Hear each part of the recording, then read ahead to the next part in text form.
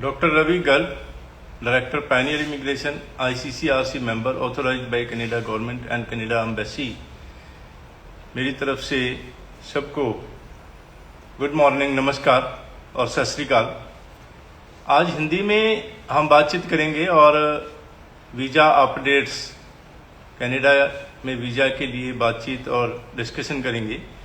अभी रिसेंटली हरियाणा में हमने सेमिनार किए और करनाल, कुरुक्षेत्र, यमुनानगर और अंबाला में बहुत सारे लोग वहाँ से चंडीगढ़ ऑफिस अपना काम करवाने आते थे और यहाँ मिलने के बाद इतनी दूर 2 घंटे 3 घंटे का सफ़र करके अभी सेमिनार में हमें वहाँ मिले और इनविटेशन और ये सजेशन दी कि यहाँ पर पायनियर का ऑफिस होना चाहिए। बहुत ईमानदार, जेन्युइन सर्विसेज 2003 से और आईसीसीआरसी मेंबर, कनाडा एम्बेसी जिसने वीज़ा देना उसकी वेबसाइट cic.gc.ca, उस पर मेरा नाम, जब cic.gc.ca जो website Canada embassy, Canada government की खोलेंगे तो उस पर एक सर्च बॉक्स है, उसमें लिखेंगे ऑथराइज्ड रिप्रेजेंटेटिव का मतलब लीगली ऑथराइज्ड, तो उसमें आईसीसीआरसी मेंबर्स की लिस्ट आएगी, उसमें अपना नाम, 100% ऑनेस्टी की गारंटी और भगवान का नाम लेके हमने जो दी 2003 में ये कसम खा के और ये कमिटमेंट के साथ कंपनी खोली थी, तो उसको पूरा करते हुए अलग अलग शहरों में हमारे offices, head office Chandigarh, Mohali,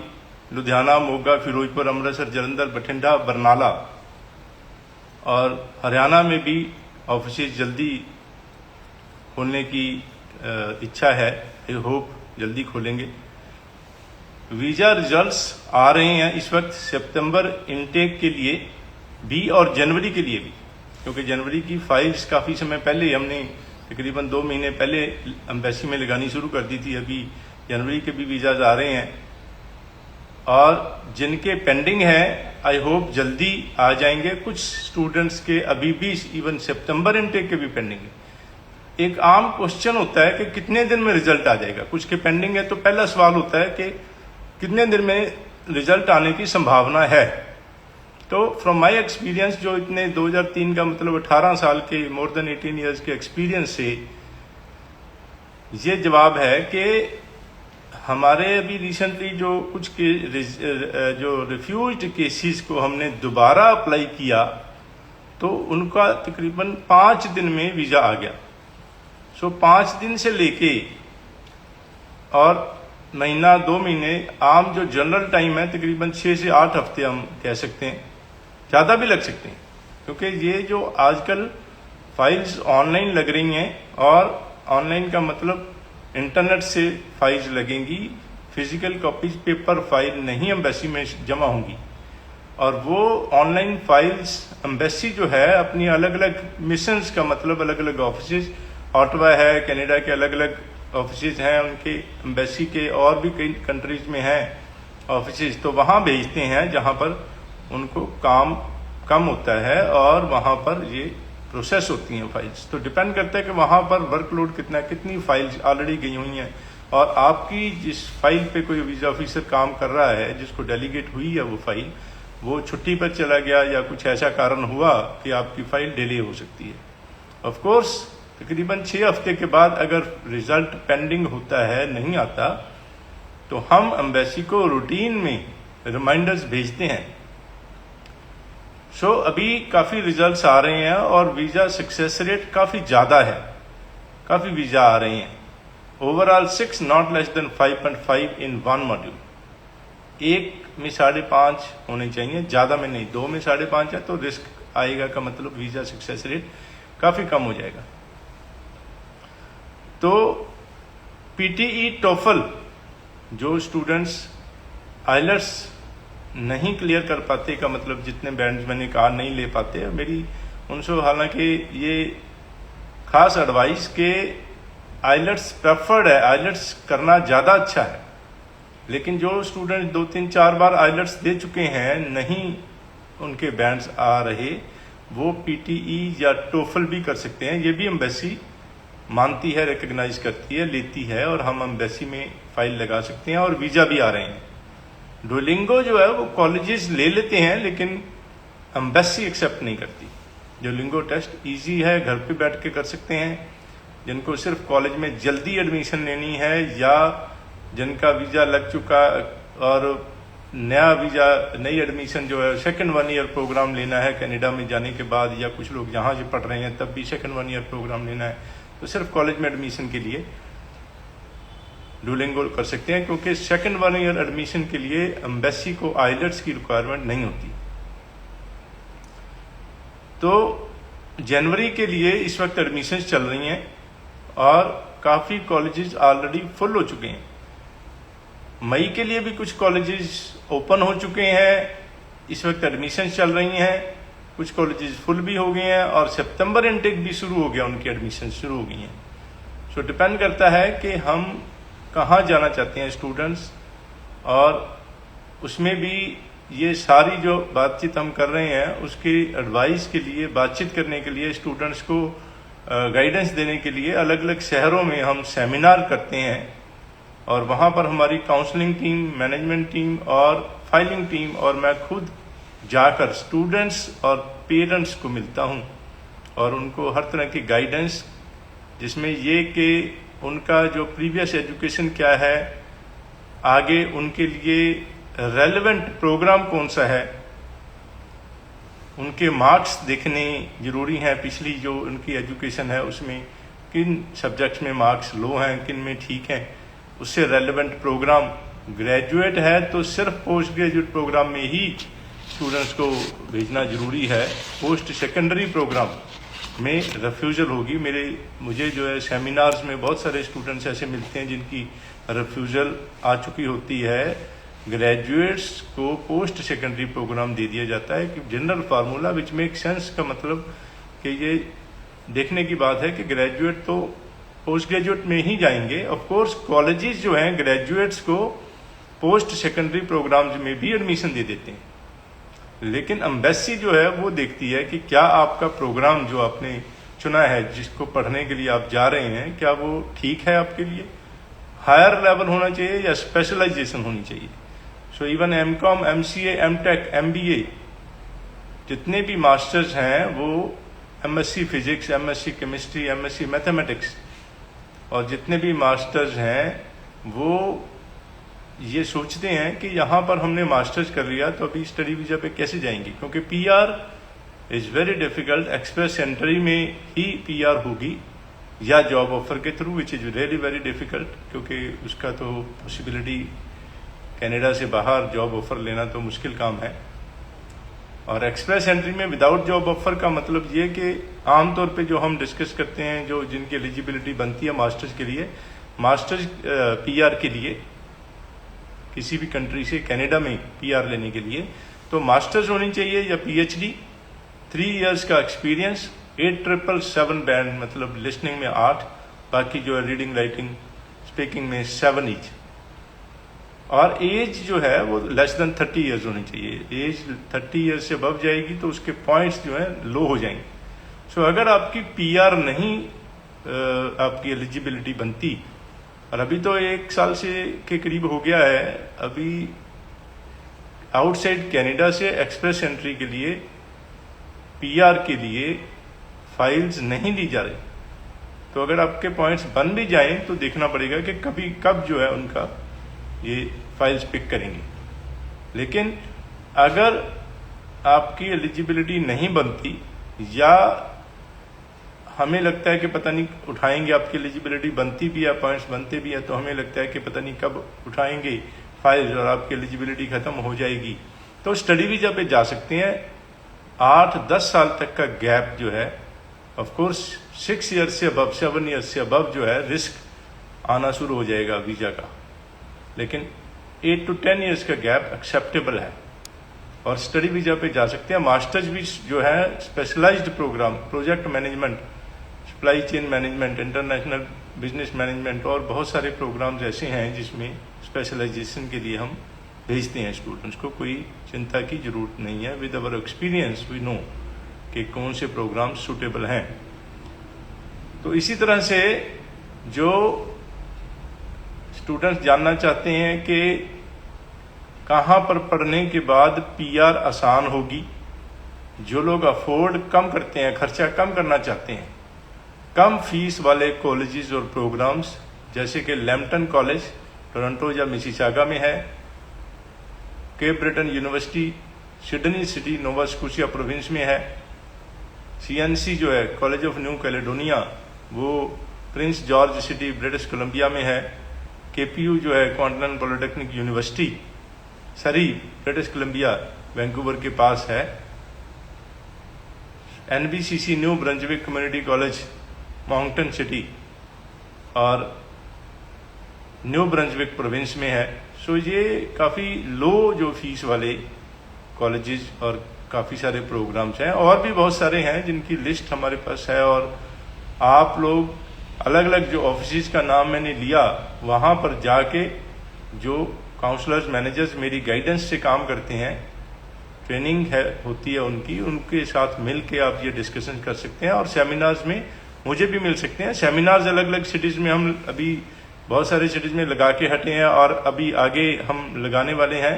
23 तारीख को जलंधर, 23 सितंबर को जलंधर, 24 को अमृतसर, 25 तारीख को लुधियाना, और उसके बाद नेक्स्ट वीक फिर 30 सितंबर को मोगा, 1 अक्टूबर फिरोजपुर, 2 अक्टूबर बठिंडा, 3 अक्टूबर को बरनाला सिटी में। ये अलग अलग सिटीज़ के नाम आप नोट कर लें, और जहां भी आप नज़दीक आपका शहर हो, हमें मिलके, मुझे पर्सनली मिलके आप अपने डॉक्यूमेंट्स लेके आए। खास तौर पे रिफ्यूज्ड केसेस, पहले अभी पीछे 2-3 महीने पहले, 2 महीने पहले काफ़ी सारी रिफ्यूजल आई, बहुत सारे लोग स्टूडेंट्स चिंता में हैं। तो अपने रिफ्यूजल लेटर्स, अपनी कॉलेज की ऑफर लेटर, अगर हो सके तो एम्बेसी में जो फाइल लगाई थी उसकी कॉपी अपने कंसल्टेंट से लेके मुझे मिले। और एक चीज़ जो खास मैं ये कहना चाहता हूँ कि रिफ्यूजल लेटर जब रिफ्यूज हो जाता है केस, तो स्टूडेंट्स उस रिफ्यूजल लेटर पे क्या लिखा है उसको बड़ी गौर से, बहुत ध्यान से देखना चाहते हैं, पढ़ना चाहते हैं। This make sense. लगता तो ठीक है कि क्या सोच के एम्बेसी ने रिफ्यूज किया, क्या ऑब्जेक्शन लगाए, ये हम जानना चाहते हैं, स्टूडेंट्स भी और कंसल्टेंट भी। लेकिन इट इज अनफॉर्चुनेट कि उसमें एक जनरल लेटर, जो रिफ्यूजल लेटर है जनरल होती है। अगर मान लो कि 1 महीने में 10,000 रिफ्यूजल्स दी एम्बेसी ने, तो वो सारी 10,000 लेटर सेम होंगी, ऊपर सिर्फ नाम का फर्क होगा। तो इवन के केप्स नोट्स निकलवाते हैं, हम अप्लाई करते हैं एम्बेसी से कि क्या नोट्स हैं, क्या एम्बेसी ऑफिसर के दिमाग में था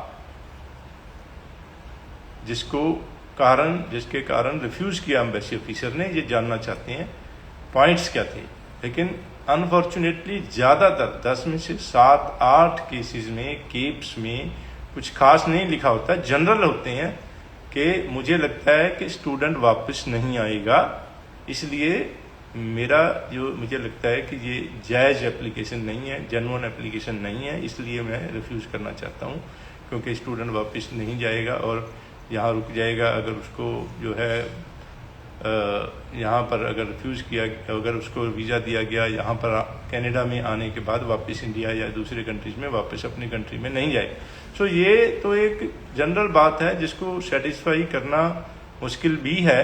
there is no way to convince the visa officer that I am going back after studies. So और वो देखिए, आप एक चीज़ है कि अभी रिसेंटली जो मैंने बोला कि बहुत सारे वीज़ाज आ रहे हैं, इवन क्यूबेक के वीज़ा सक्सेस रेट बहुत ज़्यादा इस वक्त, क्यूबेक के भी वीज़ा आ रहे हैं। और अच्छी बात ये कि रिफ्यूज्ड केसेस क्या है, क्यूबेक से भी हैं और क्यूबेक के बाहर दूसरी स्टेट्स, प्रोविंसेस, वहाँ के भी जो रिफ्यूज्ड केसेस हैं, इवन क्यूबेक के भी रिफ्यूज्ड केसेस को रीअप्लाई हमने किया और ज़्यादातर के वीज़ा आ गए, ले लिए। इसका मतलब ये कि देखिए, आप वही जो ऑब्जेक्शन मैंने जिक्र किया, वो ऑब्जेक्शन एक वीज़ा ऑफिसर ने लगाए, हमने वही फाइल एम्बेसी में दोबारा लगाई और कुछ चेंजेस नहीं। Of course same college, same course, same सब कुछ, और एसओपी भी ऑलमोस्ट सेम। एक दो लाइनें चेंज करते हैं। क्या आपने ये लिखा कि मैं जो रिफ्यूजल थी उसमें आपने लिखा कि मैं वापस नहीं आऊंगा। आई एश्योर कि मैं वापस आऊंगा, मैं आपको यकीन दिलाता हूं, क्योंकि यहाँ पेरेंट्स हैं, फैमिली है, रिलेटिव्स हैं, जो भी ब्रदर सिस्टर और जो फैमिली मेंबर्स हैं उनका जिक्र करते हुए ये सारी जो थोड़ा सा लिखना, otherwise it is almost the same thing. लेकिन दूसरे वीजा ऑफिसर के बाद के पास गई है ये फाइल सेकंड टाइम रेफ्यूजल के बाद, तो दूसरे वीजा ऑफिसर ने ये देखा कि इसमें कोई प्रॉब्लम नहीं है, the student meets all the conditions. का मतलब जो एम्बेसी ने शर्तें रखी हैं कि क्या कि GIC $10,000 का होना चाहिए, 1 साल की फीस होनी चाहिए अगर SDS में है, और आइलट्स में अगर 6 ईच हों तो ज़्यादा अच्छा है, नॉन SDS में ओवरऑल 6 नॉट लेस देन 5.5, और student going for a good program का मतलब graduate going for a post graduate program, और रेलेवेंट है प्रोग्राम, पिछली पढ़ाई के मुताबिक वो दिया गया है, चुना गया है। सो ऑल दिस जो ये सब चीज़ें हैं ठीक हैं, तो मुझे लगता है कि स्टूडेंट जेन्युइन है। ये कह के जो सेकंड टाइम जब रिफ्यूजल के बाद हम लगाते हैं केस, तो वीज़ा ले लेते हैं ज़्यादातर केसेस में। सो रिफ्यूज केसेस को घबराने की, चिंता करने की कोई ज़रूरत नहीं है। कनाडा 4, 5, 6 रिफ्यूजल्स के बाद भी वीज़ा दे देता है, और नेचुरली स्टूडेंट्स को चिंता होती है और they want to get involve, देखना चाहते हैं कि क्यों रिफ्यूज हुआ, क्या कारण थे, क्या कंसल्टेंट ने पिछली फाइल में किया, क्या आगे करेगा जिससे वीज़ा मिल जाए। लेकिन देखने वाली बात यह है कि स्टूडेंट्स जो हैं वो सिर्फ अपने केस को, अपनी ही एप्लीकेशन को देख पाए अभी तक। 1, 2, 3, 4 एप्लीकेशन और देखी होंगी अपने फ्रेंड्स की, लेकिन कंसल्टेंट्स जो पुराने हैं, जैसे हमारे जैसे 2003 से हज़ारों फाइल्स लगा चुके और बहुत सारे रिफ्यूज्ड केसेस के वीज़े ले चुके, उनको डेफिनेटली एक्सपीरियंस बहुत ज़्यादा है। और ख़ास तौर पे देखिए, हमारी जो फीस है पायनियर इमिग्रेशन की इस वक्त 2,000 रुपये, वो भी सेमिनार के समय वेव्ड ऑफ, ज़्यादातर केसेस में, सेलेक्टेड केसेस में अगर मार्क्स अच्छे हैं तो। रिफ्यूजल नहीं होनी चाहिए, फ्रेश केसेस में वेव्ड ऑफ। कॉलेज की एप्लीकेशन फीस भी कंपनी जो है वो कंपनसेट करती है स्टूडेंट्स को इस वक्त सेमिनार्स के दौरान। तो नो हिडन चार्जेस, कुछ और गड़बड़ वाली बात बिल्कुल भी नहीं, क्योंकि बड़ी रिप्यूटेड हमारी कंपनी है। किसी भी हालत में, कितनी भी पैसों से, कितनी भी लालच से, किसी भी कारण से हम अपनी रेपुटेशन को स्टेक पे नहीं रख सकते। का मतलब रेपुटेशन को गवा नहीं सकते, किसी भी हालत में कॉम्प्रोमाइज नहीं कर सकते। 100% ऑनेस्टी, ट्रांसपेरेंसी का मतलब आपको पता होगा कि आपके कौन से डॉक्यूमेंट्स लग रहे हैं, आपकी फाइल में क्या लिखा है। आप खुद फाइल चेक करेंगे, हमारी जो बनाई हुई फाइल को देखेंगे, SOP पढ़ेंगे, खुद चेक करेंगे। आपकी तसल्ली होने के बाद आप उसकी कॉपी रख सकते हैं अपने पास। ये ट्रांसपेरेंसी जरूरी है, क्योंकि आपकी फाइल है, एम्बेसी में जानी है, और आपके पास रिकॉर्ड होना जरूरी है कि क्या उसमें लिखा गया। तो ये इसकी जो है पूरी जिम्मेवारी। और जैसे मैंने बोला 100% ऑनेस्टी, तो हमें जो बेनिफिट्स हैं, जैसे फीस नहीं लेंगे आपसे, तो हमें बेनिफिट्स कॉलेजेस, यूनिवर्सिटीज के हम ऑथराइज्ड रिप्रेजेंटेटिव हैं, उनके एक किस्म से आप ये सोचें कि उनके ऑफिस खोले गए हैं यहाँ पर आपके लिए, उनकी इंफॉर्मेशन देने के लिए। फर्क ये है कि उनका अकेले एक कॉलेज के लिए वो दफ्तर नहीं है, हमारे ऑफिस सब कॉलेजेस के लिए हैं, जहां भी आप जाना चाहते हैं और किसी भी जगह, किसी भी कॉलेज में आप जाना चाहते हैं कनाडा में। और ऑस्ट्रेलिया के लिए भी मेरे पार्टनर हैं डॉक्टर गगनदीप कौर जजी, वो ऑस्ट्रेलिया के ऑथराइज्ड रिप्रेजेंटेटिव, जैसे मैं कनाडा के लिए ICCRC मेंबर, ऑस्ट्रेलिया के लिए ऑथराइज्ड रिप्रेजेंटेटिव, ऑस्ट्रेलिया के लिए जो लीगली ऑथराइज्ड एम्बेसी और ऑस्ट्रेलियन गवर्नमेंट से मंजूर शुदा होते हैं, वो मारा एजेंट या मारा मेंबर होते हैं। और मारा की वेबसाइट जो गवर्नमेंट जो डेजिग्नेटेड बॉडी है उसका की वेबसाइट पर उनका नाम देखा जा सकता है। इसी तरह मेरा नाम ICCRC की जो कैनेडियन गवर्नमेंट की डेजिग्नेटेड बॉडी उसकी वेबसाइट पे देखा जा सकता है। सो ये हमें कॉलेजेस कॉम्पनसेट करते हैं, का मतलब ऑफिस के खर्चे देते हैं सिर्फ वीज़ा के बाद। अगर वीज़ा आपका नहीं लगता तो हमें बहुत नुकसान होता है। तो हम पूरी कोशिश करते हैं आपके वीज़ा के लिए, हर संभव कोशिश। ऑफ कोर्स 10 में से 9-8 वीज़ा लगते हैं, 1 या 2 रिफ्यूज होते हैं, जिसको बोलते हैं दाना पानी किस्मत, फेट एंड चांस, कि आपकी जो फाइल है in spite of our best efforts, का मतलब हमारी सब अच्छी कोशिशों के एक्सपर्टीज के बावजूद, सर्टिफाइड रिकग्नाइज्ड, काफ़ी पुराने एक्सपीरियंस्ड एक्सपर्ट होने के बावजूद, कोशिशों के बावजूद, अगर आपके मार्क्स कम हैं, गैप ज़्यादा है, तो लीनियंट वीज़ा ऑफिसर जो है वो वीज़ा दे देगा और स्ट्रिक्ट वीज़ा ऑफिसर ऑब्जेक्शन लगा देगा। और उस फाइल को अगर रिफ्यूज कर दिया जाता है, दोबारा से हम लगाएंगे फाइल को एम्बेसी में, अगेन फिर दोबारा से लीनियंट वीज़ा ऑफिसर वीज़ा दे देगा, अगर जो सेकंड टाइम नए वीज़ा ऑफिसर के पास जाएगी आपकी एप्लीकेशन, और स्ट्रिक्ट वीज़ा ऑफिसर फिर रिफ्यूज करेगा। सो ये सब जो बहुत सारी चीज़ें ऐसी भी हैं जिसमें हमें देखने में ये लगता है कि आम पर्सन को, आम जो स्टूडेंट और जो इवन के नहीं ज़्यादा पढ़े लिखे या इवन बहुत हाईली क्वालिफाइड ज़्यादा पढ़े लिखे लोग हैं, उनको भी देखने में ये लगता है कि कई बार हम जो प्रोग्राम्स देते हैं वो, या जो हमारा रास्ता है कि वो अजीब है, लेकिन हमारे एक्सपीरियंस से वो कारगर है, का मतलब वही रास्ता सही है। तो experience makes lot of difference, का मतलब इतने लंबे समय का एक्सपीरियंस मैटर करता है। और हम वीज़ा लेते हैं ज़्यादातर स्टूडेंट्स के, और वेलकम सेमिनार्स में, और रिफ्यूजल जिनकी हुई है, अभी होगी खास तौर पे, एक ध्यान रखें, क्योंकि हर कंसल्टेंट के 10 में से 100 में से जो है 5-7-10 केसेस रिफ्यूज होंगे, ज़्यादा भी हो सकते हैं, लेकिन जो रिफ्यूज होंगे, मेरी स्पेशल एडवाइस उन लोगों को कि ज़्यादातर कॉलेजेस ये कहते हैं कि आप 5 दिन के अंदर, रिफ्यूजल के बाद 5 दिन के अंदर अंदर हमें अपना डिसीजन दे दें, डेफरमेंट करवानी है या रिफंड करवाना है।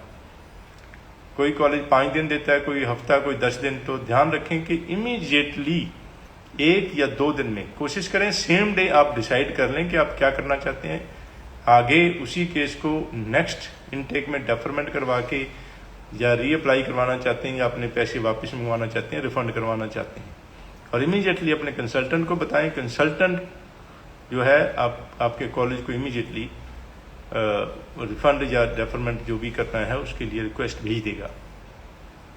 लेकिन खासतौर पे क्वेबेक के स्टूडेंट्स बहुत डरे हुए थे। CDI college, Canada college, Matrix college, CEGEP college और भी बड़े सारे कॉलेजेस, तो उनके अभी ज़्यादातर वीज़ा आ रहे हैं। डरने की बिल्कुल ज़रूरत नहीं है, भगवान का नाम लें, क्योंकि God plays a big role. का मतलब मैंने देखा है कि कई बार 55% वाले का वीज़ा आ जाता है और 65% वाले का रिफ्यूज हो जाता है। तो वहाँ क्या चीज़ है? फेट एंड चांस, लक जिसको बोलते हैं, और भगवान की कृपा। तो वो जो है हम अपनी तरफ से कोशिश करें और भगवान का नाम लें, और चिंता की ज़रूरत नहीं है क्वेबेक केसेस को। और अभी खास तौर पे अगर इवन रिफ्यूज्ड केसेस क्वेबेक के, उनको रीअप्लाई करके हमने वीज़े लिए, इसलिए हम वी विल सी कि व्हाट टू डू नेक्स्ट, के क्या होगा। और गुड विशेस जिनके पेंडिंग है रिजल्ट्स, उनके लिए मेरी तरफ से और हमारी कंपनी की तरफ से बहुत बहुत गुड विशेस। लेकिन किसी का वीज़ा रिफ्यूज़ होता है किसी भी कंपनी से, तो हमारे ऑफिस में जाके डिस्कस कर सकते हैं व्हाट आर द चांसेस। लेकिन बिल्कुल भगवान को हाजिर नाजर मान के जेन्युइन एडवाइस देते हैं हम, जिसमें कि हम आमतौर पे डरते हैं हर एक फील्ड में, चाहे डॉक्टरी है या कोई और काम, गाड़ी ठीक करने वाला है, या इवन के जो स्टडी वीज़ा का, इमिग्रेशन वगैरह के हमारे बाहर भेजने के हैं, बड़ी गुमराह लोग कई बार कर देते हैं, और झूठ, गुमराह और ठगी और पैसों की गड़बड़ की हमें चिंता होती है। तो पायनियर इमिग्रेशन इज 100% जो है भगवान के बंदे, भगवान के भक्त, हम आपके लिए 100% ऑनेस्टी और बिल्कुल सच सही सलाह आपको देते हैं, क्योंकि हमें जो है वीज़ा लगने पर ही बेनिफिट्स होता है। हालांकि बेनिफिट्स की हमें परवाह भी नहीं है। We are professionals, true professionals. Ethical services का मतलब बिल्कुल जायज़ सही सलाह जो बनती है, just like a family member. जैसे हम परिवार के मेंबर में बैठे हैं तो परिवार के मेंबर की तरह हम जो है बिल्कुल सही सलाह के लिए आप हमें कॉन्टैक्ट कर सकते हैं। स्पाउस वीज़ा भी अप्रूव्ड हो गया। अभी रिसेंटली स्पाउस वीज़ा के रिजल्ट आने शुरू हो गए हैं और वीज़ा आ गए हैं। और विजिटर्स जो हैं, टूरिस्ट जो हैं, घूमने फिरने के लिए भी रिसेंटली कनाडा ने इजाज़त दे दी है, आप जा सकते हैं। बशर्ते कि उसमें ये कि इनडायरेक्ट फ्लाइट्स, अभी डायरेक्ट फ्लाइट्स अभी इस वक्त तक शुरू नहीं हुई हैं, और इनडायरेक्ट का मतलब किसी और कंट्री के थ्रू जाएंगे और वहां पर RT-PCR जो कोविड का टेस्ट करवाने के बाद आगे जाएंगे।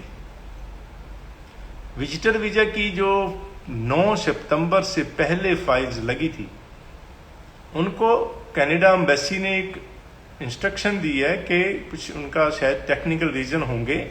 उन्होंने बोला कि 9 तारीख से पहले जो फाइल्स लगी थी वो उनको एडवाइस कनाडा एम्बेसी की तरफ से कि दोबारा फाइल्स लगा दें, और दोबारा एम्बेसी फीस लगेगी और पुरानी एम्बेसी फीस रिफंड हो जाएगी।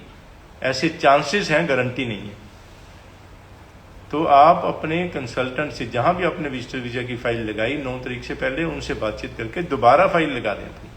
चाहे वो पुराने डॉक्यूमेंट्स भी चल जाएंगे, और जब नई फाइल लगाएंगे तो उसमें जिक्र करेंगे, मेंशन करेंगे कि हमने जो उस वक्त 9 तारीख से पहले फाइल लगाई थी और अभी हम वही फाइल दोबारा लगा रहे हैं आपकी एडवाइस के मुताबिक।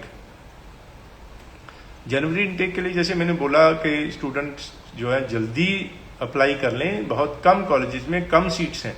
कोनेस्टोगा कॉलेज फुल हो गया था, जिसमें कि कल काफ़ी सारी प्रोग्राम्स में जो सीट्स अवेलेबल होगी रीओपन हो गया। और कई बार कॉलेजेस बंद हो जाते हैं का मतलब सीट्स फुल हो जाती हैं, तो कई बार रीओपन हो जाते हैं तो उसमें सीट्स अवेलेबल हो जाती हैं। कोनेस्टोगा में अवेलेबल हो गई हैं। अगर कोई वेट कर रहा है जनवरी इनटेक के लिए अपनी ऑफर लेटर की, या मई इनटेक के लिए अप्लाई किया क्योंकि जनवरी में सीट्स नहीं थी, तो वो अपना कोनेस्टोगा कॉलेजेस के प्रोग्राम्स का पता कर सकते हैं कि कौन कौन से प्रोग्राम्स ओपन हुए, और उसमें अगर सीट्स हैं तो आप अप्लाई कर सकते हैं इमीडिएटली। तो काफ़ी सारे कॉलेजेस में सीट्स फुल हो गई हैं जनवरी में, तो मई में अप्लाई कर लें। लेकिन मई में काफ़ी कॉलेजेस में काफ़ी कम सीट्स होती हैं। अगर आपका प्रोग्राम मई में नहीं है तो सितंबर में अप्लाई कर लें, कोई चिंता की बात नहीं है। और ख़ास तौर पे मई में अप्लाई कर रहे हैं और आपका ज़्यादा प्रेफर्ड प्रोग्राम सितंबर में है, जहाँ के PR पढ़ने के बाद आसान होगी, या फीस बहुत कम होगी, या और किसी तरह से आपको कई बेनिफिट्स होने वाले हैं, तो मई और सितंबर में 4 महीने का फर्क है सर। मेरी एडवाइस कि उस 4 महीने के लिए आप चिंता न करें, ज़्यादातर गैप मैटर नहीं करता। और 4 महीने के कारण से मई के बजाय सितंबर में आप अपना प्रोग्राम लेके अपने बेनिफिट PR इजी या फीस कम या कुछ और वो बेनिफिट्स अपने ले सकते हैं। हमारे बारे में, मेरे बारे में और कंपनी के बारे में हमारी वेबसाइट जब खोलेंगे www.pioneerimmigration.com, तो उस पर खोलने से एक वीडियो चलेगी 15 मिनट की। उसमें सारी डिटेल्स दी हैं कि ICCRC मेंबर्स ही लीगली ऑथराइज हैं कनाडा गवर्नमेंट, कनाडा एम्बेसी से, और कौन ICCRC मेंबर बन सकता है, क्यों लीगली ऑथराइज हैं, क्या बेनिफिट्स हैं ICCRC मेंबर से अपनी फाइल लगवाने के। इसी तरह से फेसबुक पेज पायनियर इमिग्रेशन का है, इंस्टाग्राम पेज है, यूट्यूब चैनल है, सब्सक्राइब करें। और ये जितने भी फेसबुक इंस्टाग्राम पे जो पोस्ट्स हमारी आती हैं वो लाइक करें, शेयर करें। अलग अलग टीवी चैनल्स पर मेरी जो है टीवी इंटरव्यूज़ आती हैं, जिसमें इसी तरह से काफ़ी सारी बातचीत हम डिस्कस करते हैं, अलग अलग सवाल और अलग अलग इन्फॉर्मेशन वो आप ले सकते हैं। स्केड्यूल जो है उसकी जो डिटेल्स ले सकते हैं हमारे कंपनी के नंबर पर कॉल करके 70 613 वहाँ कॉल करके आप अलग अलग चैनल्स के टाइम डेट नोट कर लें और ज़रूर देखा करें, ताकि आपको फ्री में घर बैठे आपको काफ़ी सारी इन्फॉर्मेशन मिलेगी। और बहुत छोटे छोटे पॉइंट्स होते हैं, जैसे कि मैंने बताया graduates should go for post graduate programs. इसी तरह से जो बड़े सारे जो कंसल्टेंट्स हैं वो स्टूडेंट्स को ऐसे प्रोग्राम एडवाइस कर देते हैं, सजेस्ट करते हैं जिनमें पढ़ने के बाद वहाँ पर कनाडा जाने के बाद वर्क परमिट नहीं होगा। तो वो एक बहुत बड़ा सुसाइडल स्टेप का मतलब बहुत नुकसान वाला काम है। पायनियर इमिग्रेशन 100% एक्सपर्टीज के साथ आपके हक में, आपके फायदे में काम करते हैं। और सोचने की बात ये कि उन चीज़ों का वी अंडरस्टैंड कि आपको नॉलेज नहीं होगी उनकी, ये वी आर एक्सपर्ट्स, हमें नॉलेज होनी चाहिए कि किन कॉलेज में पढ़ने के बाद वर्क परमिट मिलेगा, किन में नहीं मिलेगा। और डेफिनेटली आप जो है उन्हीं कॉलेजेस में जाना चाहेंगे जहां पढ़ने के बाद पोस्ट ग्रेजुएट वर्क परमिट मिले। पोस्ट ग्रेजुएट वर्क परमिट नहीं मिल रहा, इसका मतलब ये सिर्फ उनके लिए है जो वहां पढ़ने के बाद साल 2 साल का कोर्स करने के बाद वापस आना चाहते हैं, वहां रुकना नहीं चाहते, वहां PR नहीं लेना चाहते। लेकिन मेरा ख्याल ये है कि 100% लोग जो यहाँ से स्टडी वीजा पे जाते हैं वहां रुकना चाहते हैं, बाद में वर्क परमिट लेते हैं। 2 साल का कोर्स करने के बाद 3 साल का वर्क परमिट, 1 साल का कोर्स करने के बाद 1 साल का वर्क परमिट मिलता है। लेकिन नहीं लेना चाहिए, PR मुश्किल होगी, आपकी परेशानी आएगी आपको बाद में। तो 1 साल का कोर्स लेने के बाद 1 साल का और स्टडी ले लेनी चाहिए, कोर्स ले लेना चाहिए। अगर 1 साल के फिर 2 जो है कोर्स कर लेंगे, 1 साल का कोर्स करने के बाद 1 साल के और कोर्स में एडमिशन लेंगे, फिर एम्बेसी में एप्लीकेशन लगाएंगे, स्टडी परमिट एक्सटेंशन लेंगे और 2 साल का कोर्स करने के बाद पोस्ट ग्रेजुएट वर्क परमिट ले सकते हैं, 3 साल का मिलेगा। और जो 1 ईयर फर्स्ट जो 1 ईयर यहाँ से लेके जाएंगे उसके लिए बड़ी सारी कंडीशंस है। सेकंड 1 ईयर प्रोग्राम के लिए ज़्यादा कंडीशंस नहीं है, इवन ग्रेजुएट्स पोस्ट सेकेंडरी ले सकते हैं, अपनी मर्जी का प्रोग्राम ले सकते हैं, बड़ी सारी बातें हैं। हमारे कनाडा में जो ऑफिस जो हैं, एक ब्रैम्पटन में और एक सैस्केटून में, आपकी हर तरह की ये इस तरह से एम्बेसी से बातचीत, एम्बेसी से जो कोई काम है, जैसे मैंने बताया study permit extension, post graduate work permit, studies खत्म होने के बाद PR की फाइल्स लगानी है एम्बेसी में, वो सारी आपकी हेल्प करते हैं बड़े रीजनेबल फीस के साथ। ऑफ कोर्स फीस होती है लेकिन बड़े रीजनेबल, और ख़ास तौर पे ऑनेस्टी, ट्रांसपेरेंसी और गाइडेंस, नॉट मिस गाइडेंस की गारंटी, जिम्मेवारी। सो वेलकम सेमिनार्स में, खास तौर पे इनविटेशन मेरी तरफ से सबको, और आगे भी हम इसी तरह से बातचीत करते रहेंगे। सेमिनार्स की एक बार डेट्स दोबारा बोलता हूं कि 23 तारीख को जलंधर, 24 को अमृतसर, 25 को लुधियाना, 30 को मोगा, 1 अक्टूबर फिरोजपुर, 2 अक्टूबर बठिंडा, 3 अक्टूबर को बरनाला में वेलकम मैं खुद हूँगा, सब टीम्स होंगी। उसी वक्त एडमिशन रिक्वायरमेंट्स, आपकी एलिजिबिलिटी बनती है नहीं बनती, कितनी आपके आइलेट्स बैंड है, कितने आप कौन से कॉलेज में कौन सा कोर्स आपको सूट करता है, उसकी फीस कितनी है, उसकी परसेंटेज रिक्वायरमेंट क्या है, उसकी आइलेट्स रिक्वायरमेंट क्या है, PTE टॉफल आपका उसमें काम करेगा या नहीं करेगा, और किस कॉलेज में, किस प्रोविंस में, किस स्टेट में, किस सिटी में, कौन से कॉलेज में कौन से कोर्स अवेलेबल है, कौन से कोर्स बंद हो गया है, का मतलब सीट्स फुल हो गई हैं, और कौन से कोर्स में आपको जो है सूटेबल होगा, किस कोर्स में आपको वीज़ा चांसेस ज़्यादा होंगे, किस कोर्स में आपका जो करियर प्रोस्पेक्ट्स वहाँ जाके ज़िंदगी ज़्यादा बेटर रहेगी। क्योंकि वहाँ पर जो है, मैं कैनेडियन सिटीजन, 2006 से कनाडा में आना जाना का मतलब आधा टाइम वहाँ कनाडा में, आधा टाइम इंडिया में, और वहाँ पर घर परिवार, फैमिली, बच्चे कनाडा में रहते हैं, तो वहाँ की सारी कंप्लीट नॉलेज, हर तरह की इंफॉर्मेशन, जानकारी और उसका बेनिफिट जो है उन लोगों के लिए, ख़ास तौर पे जो हमसे, जो हमारी सर्विसेज पायनियर इमिग्रेशन के लिए हमें जो जिम्मेवारी अपने केसेस की देते हैं, तो वेलकम। और सेमिनार्स में मिलते हैं। इसके अलावा जो है, जो मिलना चाहते हैं, 70-613 पे कॉल करके मुझसे मिलने के लिए अपॉइंटमेंट ले लें। लेकिन मेरी रिक्वेस्ट के जहाँ भी मिलें टाइम निकाल के आएँ। आमतौर पे रश होता है और मेरी साथ जब बातचीत होती है तो वो बड़ी सेंसिटिबल जो है सेंसिटिव बातें होती हैं, का मतलब मैटर्स जो है सेंसिटिव होते हैं, और संजीदा मैटर्स का मतलब ये कि उसमें डिटेल्स में जाना, यही जो सारी इन्फॉर्मेशन मैंने शेयर की, किस कॉलेज में किस कोर्स में क्या फ़ायदा नुकसान, और वो सारी डिटेल्स में डिस्कशंस, खासतौर पे बड़े सारे 4-4, 5-5 रिफ्यूज्ड केसेस, कॉम्प्लिकेटेड केसेस, जिनको कि बहुत ध्यान से डेप्थ में जाके, गहराई में जाके और उसको सुन के समझ के और डिस्कशन करनी होती है क्लाइंट्स के साथ, तो टाइम लगता है। तो वही लोग चाहते हैं कि हमें जो है अच्छी तरह से जो डिटेल्स में सीरियसली डिस्कस किया जाए हमारा केस। तो अगर आप अपना केस सीरियसली डिस्कस करना चाहते हैं, तो सब लोग चाहते हैं, तो जब दूसरों को टाइम देते हैं आपको वेट करना पड़ेगा। प्लीज़ डोंट माइंड, और मुझे सहयोग करें कि आप वेट करें, और सेमिनार्स में मिलेंगे और कहाँ किस सिटी में मिल सकते हैं। और इसके बाद भी मैं खुद स्टूडेंट्स पेरेंट्स को मिलता रहूँगा। कंपनी के नंबर पे कॉल करके बातचीत कर लेंगे और अपॉइंटमेंट फिक्स कर लें। अगले शनिवार दोबारा सुबह 11 बजे फिर से बातचीत करेंगे, नई बातचीत, नई डिस्कशन, नई अपडेट्स। नमस्कार, सत श्री अकाल, इजाजत।